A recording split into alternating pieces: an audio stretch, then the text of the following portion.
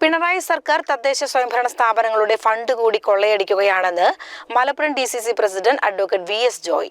രാജീവ് ഗാന്ധി പഞ്ചായത്തി രാജ് സമിതി മലപ്പുറം കളക്ടറേറ്റിന് മുൻപിൽ നടത്തിയ ജനപ്രതിനിധികളുടെ പ്രതിഷേധ ധർണ ഉദ്ഘാടനം ചെയ്ത് സംസാരിക്കുകയായിരുന്നു അദ്ദേഹം.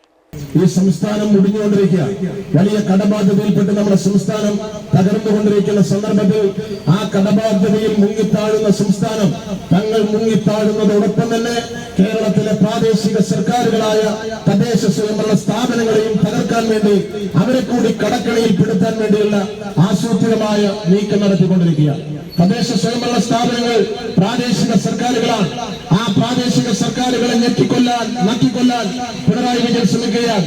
നമുക്കറിയാം, നമ്മളൊക്കെ കേരളം ഭരിക്കുമ്പോ കേരളത്തിലെ തദ്ദേശ സ്വയംഭരണ സ്ഥാപനങ്ങൾക്ക് സമയബന്ധിതമായി വർഷം തോറും 3 തവണ ഒരു മുടക്കവുമില്ലാതെ മുറതെറ്റാതെ അതാത് മാസങ്ങളിൽ പറയപ്പെട്ട മാസങ്ങളിൽ ഏപ്രിൽ മാസവും ആഗസ്റ്റ് മാസവും ഡിസംബർ മാസവും കൃത്യമായി പദ്ധതി വിഹിതം കൈമാറിയിരുന്നു.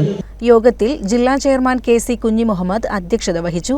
AK അബ്ദുറഹ്മാൻ മുഖ്യപ്രഭാഷണം നടത്തി. KPCC general secretary Alippatta Jameela, VA Kareem, NA Kareem തുടങ്ങിയവർ സംസാരിച്ചു. CCN മലപ്പുറം.